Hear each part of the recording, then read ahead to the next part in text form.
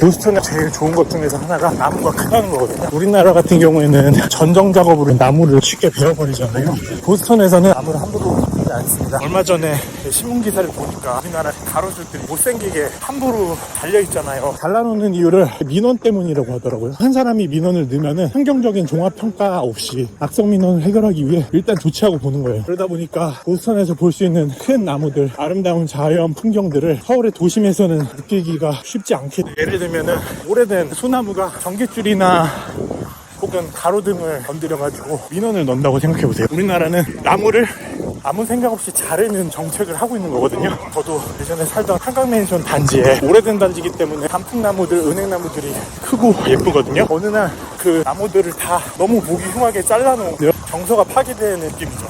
이런 행동을 하는 이유가 뭐냐? 그 이유는 환경이라는 것을 단순히 하나의 자원으로 보고 환경을 보호하는 이유도 자연 그 자체를 소중하게 생각하거나 보호하기 위해서가 아니라 자신에게 도움이 되는 범위 내에서입니다. 모두가 자연을 보호해야 한다고 생각하죠. 자연을 보호하는 동기는 각각 다르게 가지고 있어요. 환경심리학 연구에 따르면 자연을 보호하는 이유는 세 가지로 나뉘어지는데, 첫 번째 이기적 egoistic orientation, 두 번째는 altruistic orientation, 이타적인 동기, 세 번째는 bio orientation, 생태적인 동기, 생태적인 가치관입니다. 그 세 가지 동기를 나뉘어요. 이기적 가치관, 이타적 가치관, 생태적 가치관. 이런 가치관과 동기에 따라서 행동이 어떻게 바뀔까요? 이기적 가치관을 가질 경우에는 환경을 보호하는데 자기 자신에게 도움이 되는 범위에서 친환경적인 행동을 하게 돼요. 예를 들어서 내가 친환경적인 행동을 함으로써, 재활용을 함으로써 분리수거를 하거나 친환경 제품을 구매할 때 자신의 이익과 비용을 고려했을 때 이익이 더 큰 거예요. 예를 들어서 자기 이미지가 좋아지겠죠. 반면에 이타적 가치관은 자기의 편익뿐만 아니라 공동체, 미래 세대, 다른 사람들을 고려해서 결정을 내리는 거예요. 환경을 보호하는 것이 우리 공동체에 도움이 되냐, 환경을 파괴함으로써 다른 사람들에게 피해가 가지 않는가, 이런 것들을 고려하는 겁니다. 예를 들어서 환경을 보호하느냐 혹은 공장을 짓느냐라는 고민을 이타적 가치관을 가진 사람들은 어떤 것이 우리 공동체에 더 도움이 되느냐, 공장을 지음으로써 환경을 보호할 수는 있지만 도롱뇽을 보호할 수는 있지만 사람들에게 일자리의 기회를 주지 못할 수 있다. 공장을 지음으로써 일자리가 창출이 된다. 지역 주민들에게 일자리가 없으니까 공장을 짓고 환경을 파괴하는 것을 감수하자. 이런 것이 이타적인 가치관, 이타적 동기입니다. 자기 자신을 벗어나긴 하지만 어디까지나 인간 중심으로 의사결정을 하는 거예요. 그럼 마지막으로 생태주의, 생태적 가치관, Biospheric Value Orientation, 행동을 결정함에 있어서 인류의 관점을 벗어나는 겁니다. 전체 생태계의 관점으로 바라보는 거예요. 나를 넘어서, 우리 지역사회를 넘어서, 인류 공동체를 넘어서 모든 동물, 식물을 고려하는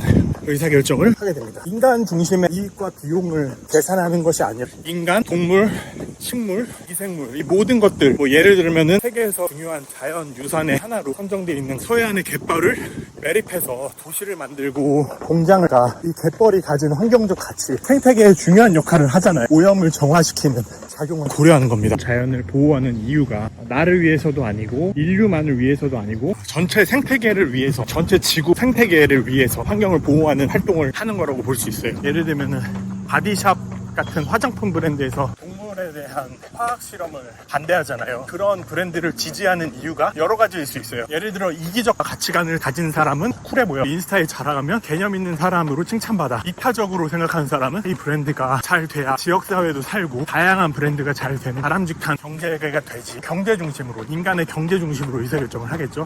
생태적 가치를 가진 사람의 경우에는 동물을 보호해야지.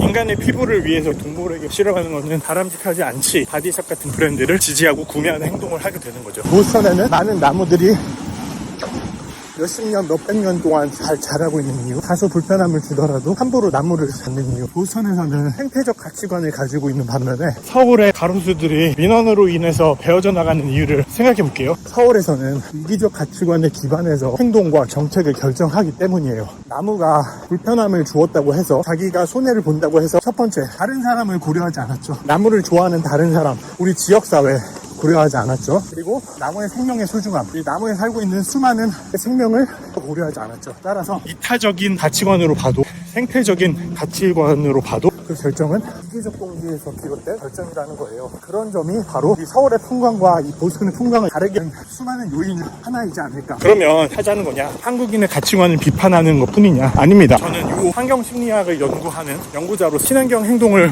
하기 위해 만들기 위해서 이기적 가치관을 벗어나서 이타적 가치관, 더 바람직하게는 생태 가치관을, 생태주의를 가지게 하자는 주장을 하고 있어요. 생태적 가치관을 어떻게 가지냐, 이게 말처럼 쉬운 게 아니잖냐. 맞습니다. 하지만 수많은 연구에 따르면 생태주의적 관점, 생태적 가치관은 충분히 촉진될 수도 있고 길러질 수도 있습니다. 어떻게 해요? 첫 번째, 마케팅 커뮤니케이션, 메시지들을 통해서 촉진될 수 있어요. 우리 모두가 마음속에는 어느 정도씩 생태주의적 가치관을 가지고 있어요.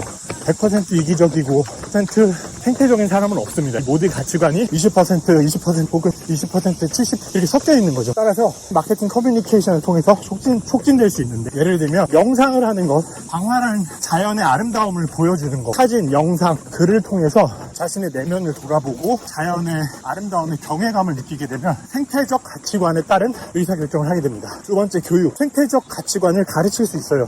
윤리 교육이 중요합니다. AI 시대가 되면서 어떤 것이 인간다움이냐에 대한 윤리, 철학에 대한 교육이 더 중요해지고 있어요. 아이들에게, 학생들에게 나만 중요한 게 아니라 같이 살아가는 사회가 중요하다. 소외되는 사람들을 보호해줄 인간뿐만 아니라 동물과 식물, 소중하다라는 거를 가르쳐 줄 수 있습니다. 특히 제가 일하는 경영대학에서도 그럴 수 있어요. 경영키나 인간의 이기적 동기를 더 부추기는 경향의 교육을 하고 있어요. 수많은 경영학자들과 철학자들이 지적하고 있는 바입니다. 저는 이런 극복하고 마케팅과 교육의 생태주의적인 관점을 접목시키는 교육을 연구하고 실행하고 있습니다. 새들, 다람쥐, 토끼 이런 것들 쉽게 볼 수 있거든요. 서울도 이렇게 더 아름다운 도시가 되기를 바랍니다.